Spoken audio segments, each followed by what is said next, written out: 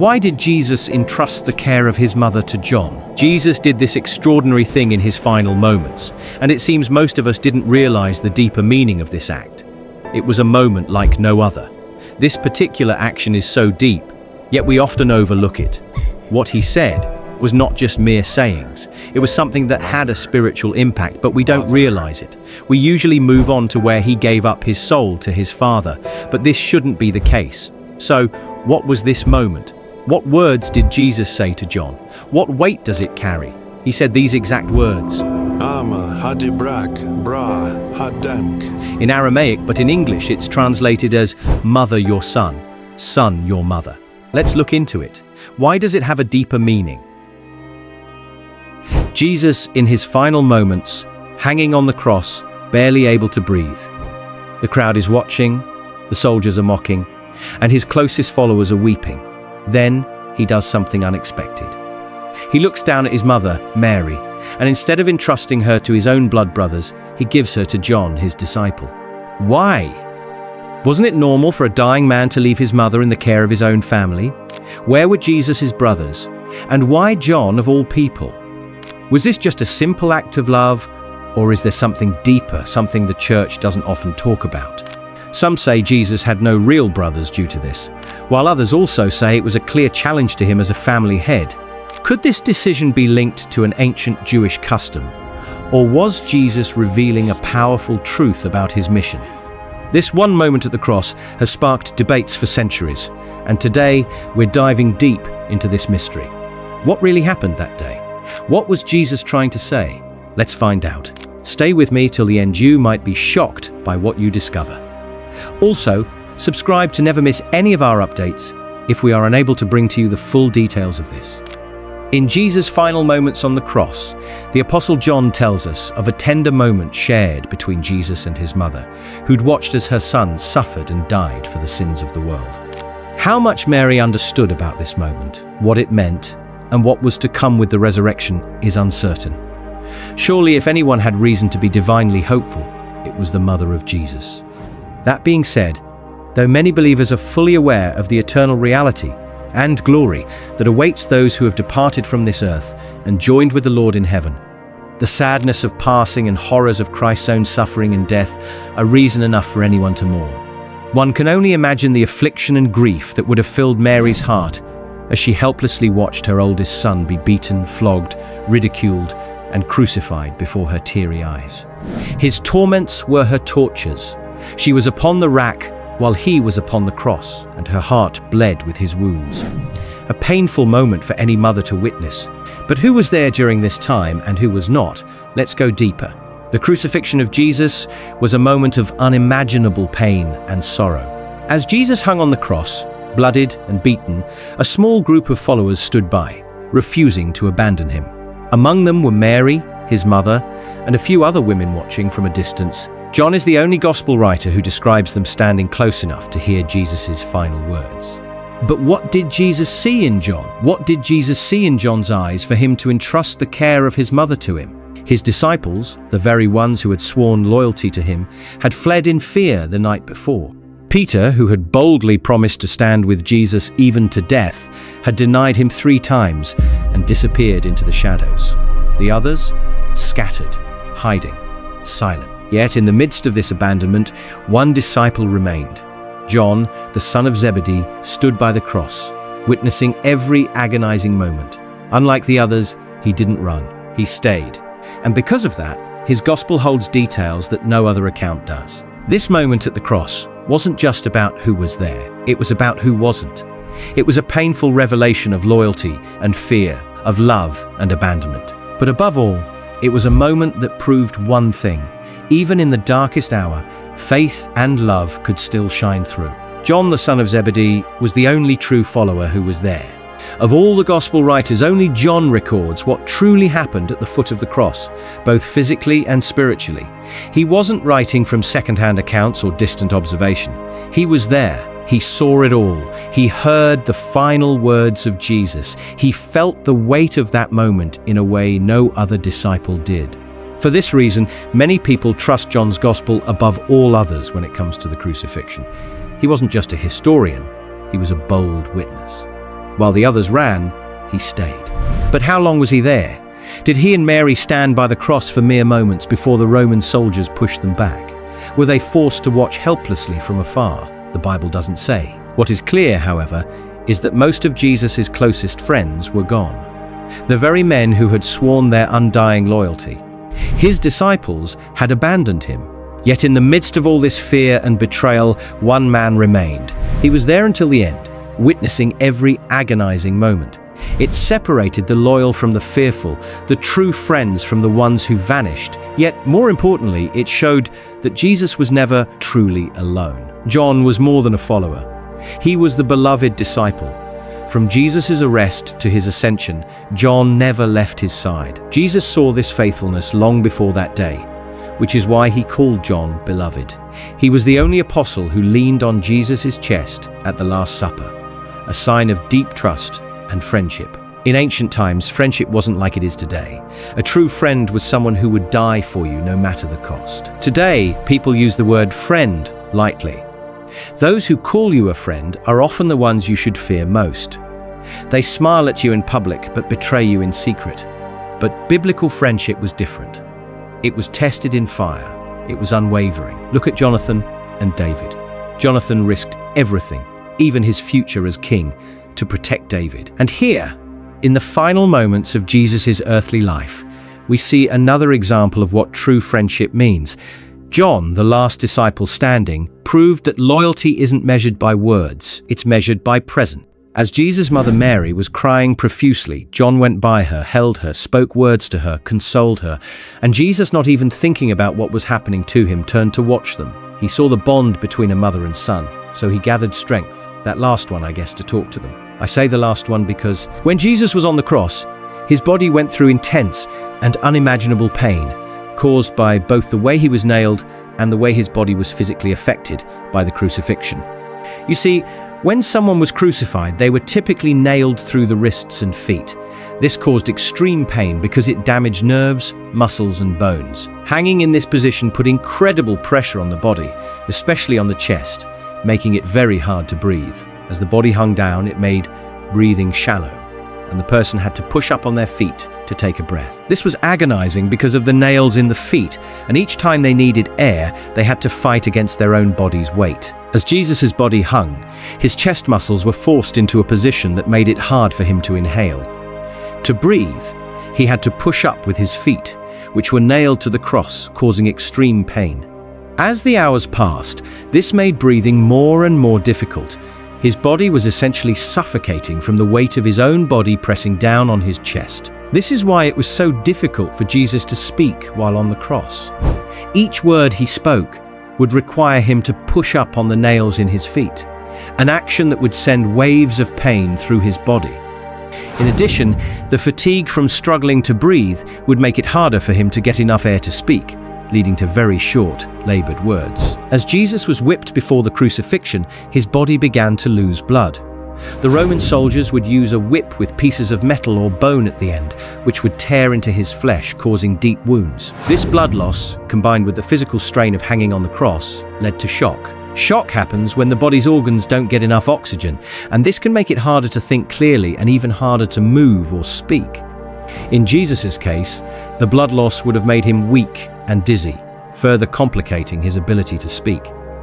The intense pain and pressure on Jesus' body would have caused damage to his internal organs, especially his heart and lungs. As he hung on the cross, his heart had to work harder to pump blood to the rest of his body, but the blood flow would have been restricted due to the damage to his tissues and the position of his body. This makes it even harder to breathe and increases the pain. Eventually, after hours of hanging, Jesus' body would have become extremely dehydrated. The loss of fluids and the stress on his organs would have left him in a state of physical collapse. His body would be in an ongoing state of shock, with his heart and lungs working overtime just to keep him alive. The combination of severe blood loss, the inability to breathe properly, and the intense pain made it incredibly difficult for Jesus to speak on the cross. Every word he spoke would have taken all of his remaining strength. When he spoke, it was not a simple task, but a final, powerful statement made with great effort. And with all this pain, he passed a message to John and Mary saying, "Mother your son, son your mother." A very heartbreaking moment. A moment like no other. Jesus' spirit was separating from his body. Now the only person on earth he could do one job for him is John, the son of Zebedee. All his disciples were not reliable except one. But why John? There are other women there too, as the gospel mentions. Or from other chapters of the Bible, we read that Jesus had brothers and even sisters too. So what happened? The scriptures never mention Joseph after Jesus' childhood, and by the time Jesus began his ministry, Mary is always referred to alone.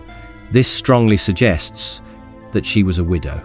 In Jewish culture, a widow without a husband or a son was in a precarious position. Women had limited rights, could not easily own property, and often relied on male relatives for financial and social security. If a widow had no son to care for her, she could be left destitute, vulnerable to exploitation, and at the mercy of society. Jesus, even in his agony, knew this. He understood the weight of Mary's grief, not just as a mother losing her son, but as a widow about to face the world alone. She needed someone who could take responsibility for her well-being, not just emotionally, but practically. And in that moment, Jesus made sure she would be cared for. At first glance, John may seem like an unusual choice. After all, he was a fisherman from Galilee. But no, he wasn't just any fisherman. He had connections all over Judea and a standing that made him well suited to care for Mary. John and his brother James were sons of Zebedee, and their family likely had some wealth. Their fishing business was large enough to have hired servants, which was rare for ordinary fishermen. Additionally, John is described as having a personal connection to the high priest, as seen when he enters the courtyard of Caiaphas on the night of Jesus' trial, suggesting that his family was influential. Beyond material wealth, John was young and strong, likely in his early 20s, making him capable of providing both physical and emotional support for Mary in the years to come. From the moment Jesus spoke those words, "Mother, your son. Son, your mother," John took Mary into his home and cared for her as his own mother. This was not a temporary arrangement. John upheld this responsibility for the rest of Mary's life. Why didn't Jesus entrust Mary to the other women? Well, in ancient Judea, family roles and responsibilities were deeply rooted in Jewish law and cultural expectations. Women had clearly defined roles within their households, and their duties were primarily tied to their husbands and children.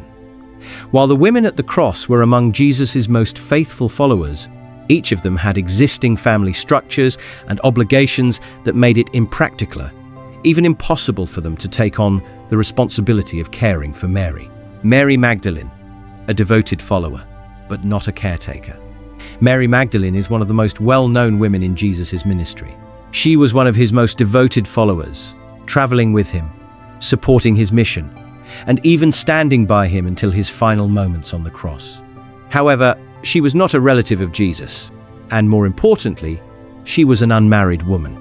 In Jewish society, an unmarried woman had very limited independence. She was either under the authority of her father, her closest male relative, or in some cases a husband if she was betrothed or married. Women were not expected to take on leadership roles outside the household, and they were generally not given responsibility over other households unless they were widows with grown sons. Mary Magdalene's mission was different.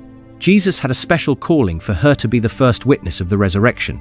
She was chosen to proclaim the most important news in history, that Jesus had risen from the dead. If she had been given the responsibility of caring for Mary, it would have limited her ability to fulfill this divine mission. Thus, while her devotion to Jesus was unwavering, it was not her role in God's plan to take care of his mother. Mary, the wife of Clopas, was also present at the cross, grieving as she watched Jesus die. But her position in Jewish society meant that she was still under the authority and care of her husband. In Jewish culture, a married woman's primary duty was to her husband and children. If her husband was alive, she had an obligation to manage her own household. Women did not typically take on responsibility for widowed women outside their immediate family, as they had their own family duties to fulfill. Additionally, if Mary, the wife of Clopas, had taken in Jesus' mother, it would have been seen as a disruption of her household structure. Jewish families were patriarchal, meaning the husband was the head of the home. A widow like Mary, the mother of Jesus, would traditionally be placed under the care of a male relative, not another woman. Another possible reason why Mary, the wife of Clopas, was not entrusted with Mary's care is her connection to Jesus' extended family. Some scholars believe that Clopas, her husband, was the brother of Joseph, Jesus' earthly father, making her Jesus' aunt. If this is true, then she was already closely tied to the family, but she was still under her husband's household. If Clopas was still alive, Jesus would have been handing his mother over to another man's household, which was not culturally appropriate. Salome was also there at the cross, witnessing the agony of Jesus' death. As the mother of James and John, the sons of Zebedee, she was part of Jesus' close circle. Some traditions suggest that Salome was actually Mary's sister, making her Jesus' aunt. If that is the case, why didn't Jesus entrust Mary to her? The answer lies in her role as a wife and mother. Salome was still married to Zebedee, meaning she had responsibilities in her own household. It would have been culturally unusual for her to take in another widow, even if that widow was her sister. Her primary obligation was to her husband and sons. Additionally, Salome's two sons, James and John, were fully devoted to Jesus' ministry. This means they likely spent much of their time traveling and spreading the gospel. If Salome had been given charge of Mary, there would have been challenges in maintaining stability, as her sons were often away. Furthermore, if Salome was indeed Mary's sister, then by Jewish custom, Mary's care should have fallen to one of her own sons before passing to her sister's household. Since Jesus had siblings, it would have been more culturally expected that they take responsibility rather than Salome. Why did Jesus choose John? Since none of the women at the cross were in a position to take in Mary, Jesus' decision to entrust her to John makes perfect sense. John was unmarried. Unlike the women who had family obligations, John was a single man who could take Mary into his home without disrupting a household. John was financially stable. His family had a successful fishing business, and he had connections with the high priest, meaning he had the means to care for Mary. John was spiritually ready. Unlike Jesus' biological brothers, who did not believe in him at the time, John had remained faithful and had proven his devotion. John was present at the cross. He was the only disciple who had stayed, showing his courage and love for Jesus even when the others fled. At first glance, it might seem logical for Jesus to have entrusted the care of his mother, Mary, to his own siblings.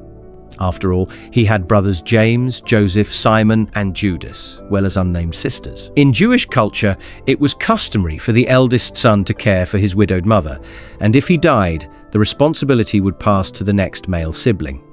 So why did Jesus bypass his own family and instead give Mary to John? The answer lies in several key factors.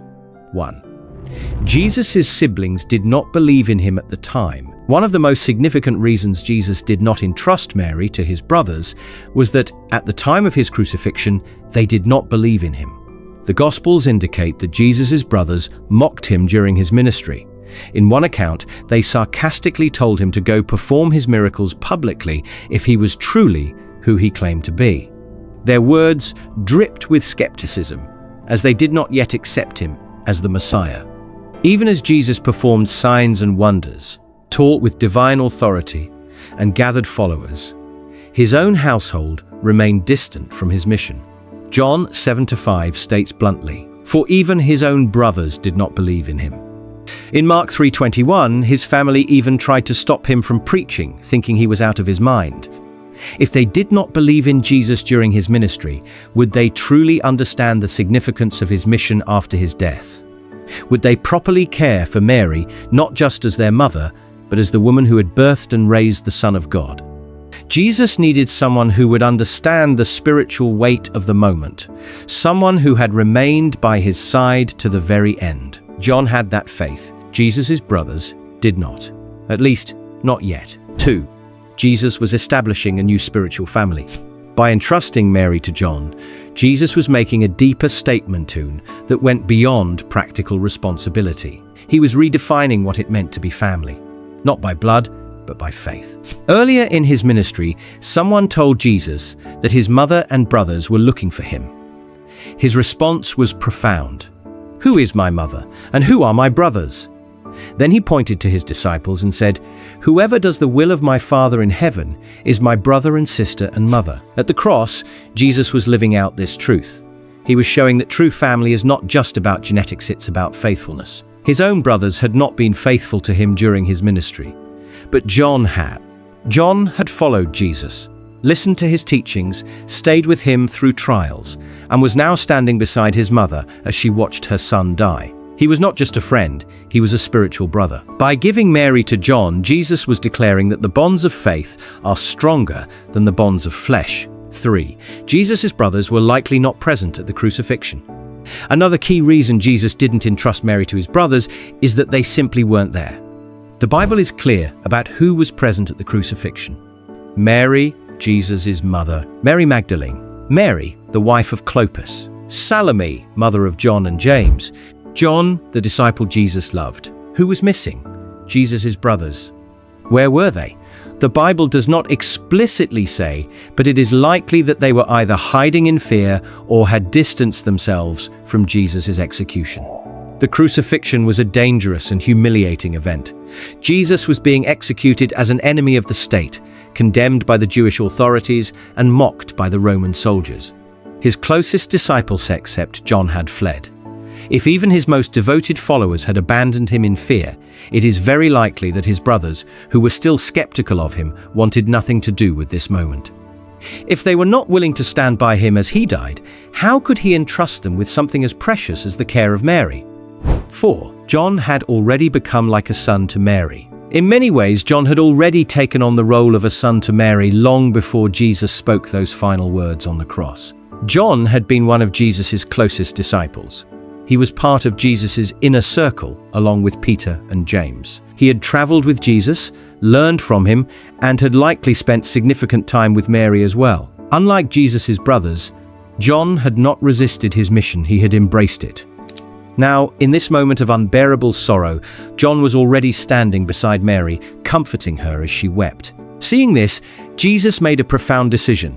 He gathered his last bit of strength and spoke words that would change both their lives forever. With those words, Jesus sealed their new relationship. From that moment on, John was no longer just a disciple, he was Mary's son in every way that mattered. And the Bible tells us that John immediately obeyed. From that hour, John took her into his home. There was no hesitation, no questioning, no waiting. John took Mary as his own mother, just as Jesus had commanded. Though Jesus' brothers were not entrusted with Mary at the time of his death, this does not mean they remained in unbelief forever. After the resurrection, something changed. James, the brother of Jesus, became a leader in the early church and later wrote the Epistle of James. Jude, another of Jesus' brothers, also became a believer and wrote the book of Jude. Paul later mentioned that Jesus appeared to James after his resurrection, a moment that likely transformed James's faith forever. However, this belief came after the resurrection, not during Jesus' time of suffering. At the cross, they were not ready. Their faith had not yet come alive, but John had already proven his faith, and that is why he was chosen. By entrusting Mary to John, Jesus was teaching a lesson that would echo through history. Faith is stronger than blood. Spiritual family is greater than earthly ties. Loyalty is not just spoken, it is proven in action. His brothers, though related by birth, had not stood with him, but John had. And that is why John, the beloved disciple, was given the most sacred responsibility of all to care for the mother of Christ. Feel free to share this video, and if you want to know what actually happened to Joseph and the other part of his life, which was not mentioned in the Gospels, check out our next video. If it was worth watching this one, subscribe, and I will see you in the next one. Thanks for watching. Bye.